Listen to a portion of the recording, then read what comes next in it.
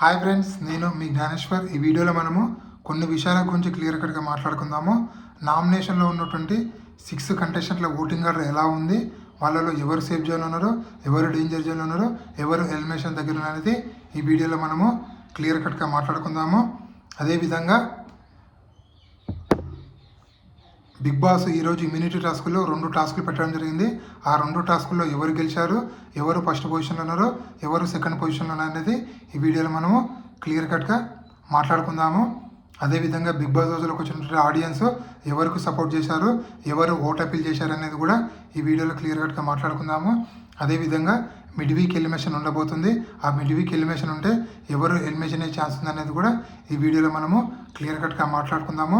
అంతకన్నా ముందు big boss 9 title విన్నరు కళ్యాణ్ పడాలా అవుతాడా, ఇమాన్యుయల్ అవుతాడా, తనుజ్ అవుతుందా, ఈ ముగ్గురుట్లో ఎవరైతారు అనేది ఈ వీడియోకి ఒక లైక్ చేసి కింద కామెంట్ అయితే పెట్టండి.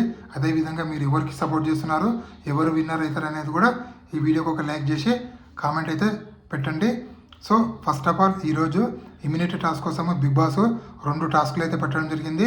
ఆ 2 టాస్కుల్లో ఎవరు గెలిచారు అనేది ఫస్ట్ టాస్క్ జోకర్ టాస్క్. ఈ జోకర్ టాస్క్లో మన గెలిచింది ఎవరో కాదు, సంజన గారు గెలవడం జరుగుతుంది. సో సెకండ్ పొజిషన్ ఇమాన్యుయల్ ఉంటాడు. దాని తర్వాత స్పెల్లింగ్ టాస్క్ ఉంటుంది. ఆ స్పెల్లింగ్ టాస్క్లో కూడా సంజన గారు రెండోసారి గెలుస్తారు. ఇక్కడ తనుజ గారు సెకండ్ పొజిషన్లో ఉంటారు. మొత్తానికి సుమన్ శెట్టి ఈ రేస్ నుంచి అవుట్ అవడం వల్ల సుమన్ శెట్టి దగ్గర ఉన్నటువంటి స్కోరు ఎవరికో ఒకరికి ఇవ్వాలని చెప్తారు. సో బిగ్ బాస్ అప్పుడు సుమన్ శెట్టి బాగా ఆలోచించి బర్నీ గారికి ఇవ్వాలంటే బర్నీ గారు నాకొద్దు, వేరే ఎవరికన్నా ఇవ్వు అంటే సంజన గారికి ఇవ్వడం జరుగుతుంది. సో సంజన గారు స్కోరు ఇక్కడ బ్యాక్ టు బ్యాక్ 2 గేములు గెలవడము, అదేవిధంగా సుమన్ శెట్టి గారు ఇచ్చిన స్కోర్తో సంజన గారి స్కోర్ అనేది టాప్లో ఉంటుంది. అప్పుడు సంజన గారు టాప్లో ఉన్నారు కాబట్టి మీకు ఓట్ అపీల్ ఛాన్స్ ఉందని చెప్పి బిగ్ బాస్ గార్డెన్కి పిలవడం జరుగుతుంది. బిగ్ బాస్ హౌస్లోకి వచ్చినటువంటి ఆడియన్స్ సంజన గారికి కొన్ని క్వశ్చన్లు అడగడం జరుగుతుంది. అడిగిన తర్వాత ఓట్ అపీల్ అనేది సంజన గారు అయితే ఈరోజు చేయడం అయితే జరుగుతుంది. అదేవిధంగా నామినేషన్లో ఉన్నటువంటి 6 కంటెస్టెంట్ల ఓటింగ్ ఆర్డర్ ఒకసారి పరిశీలిస్తే నామినేషన్లో టోటల్గా తనుజ, ఇమాన్యుయల్, డెమాన్ పవన్, సంజన, భరణి, సుమన్ శెట్టి టోటల్గా 6 కంటెస్టెంట్లు అయితే నామినేషన్లో ఉన్నారు. వీళ్ళలో ఓటింగ్ ఆర్డర్ ఒకసారి పరిశీలిస్తే మనకు తనుజ గారు ఓటింగ్ అనేది 35%లో కొనసాగుతుంది.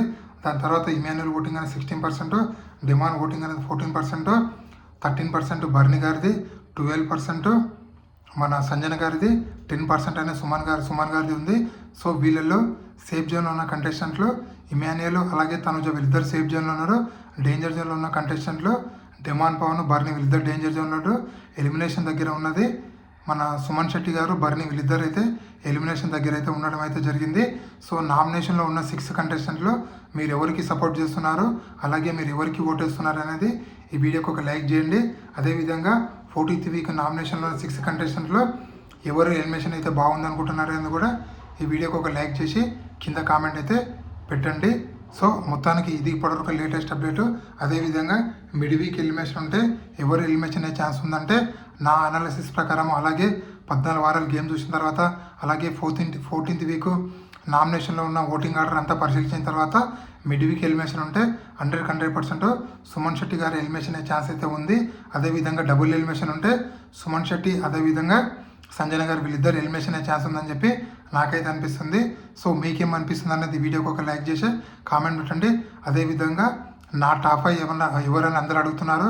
నా టాప్ 5 కళ్యాణ్ పడాలా, తనుజ, ఇమాన్యుయల్, డెమాన్ పవన్, బర్నీ గారు నా టాప్ 5. మీ టాప్ 5 ఎవరనేది వీడియోకి ఒక లైక్ చేసి కామెంట్ పెట్టండి. అదేవిధంగా ఆ ముగ్గురి మధ్యలో బిగ్ బాస్ టైటిల్ పోర్ నడుస్తుందా అంటే 100% ఆ ముగ్గురి మధ్యలో నడుస్తుంది. ఆ ముగ్గురు ఎవరో కాదు, తనుజ, ఇమాన్యుయల్, కళ్యాణ్ పడాలి, వీళ్ళ ముగ్గురి మధ్యలో టైటిల్ పోర్ అయితే నడుస్తుంది. వీళ్ళ ముగ్గురుట్లో ఎవరు గెలిచినా కూడా 100% హిస్టరీ క్రియేట్ చేసిన వాళ్ళు అవుతారు. అది ఎలా అంటే కళ్యాణ్ పడాల గెలిస్తే మనలో ఒకటి గెలిచినట్లు, అంటే కామన్ మ్యాన్ గెలిచినట్లు. అదేవిధంగా డైరెక్ట్ సీజన్ తనుజ గారు గెలిస్తే డైరెక్ట్ సీజన్ ఒక లేడీ కంటెస్టెంట్ గెలిచినట్లు. అదేవిధంగా మన ఒక కమెడియన్ గెలిస్తే అదే మన ఇమాన్యుయల్ గెలిస్తే ఒక కమెడియన్ గెలిచినట్లు అవుతుంది.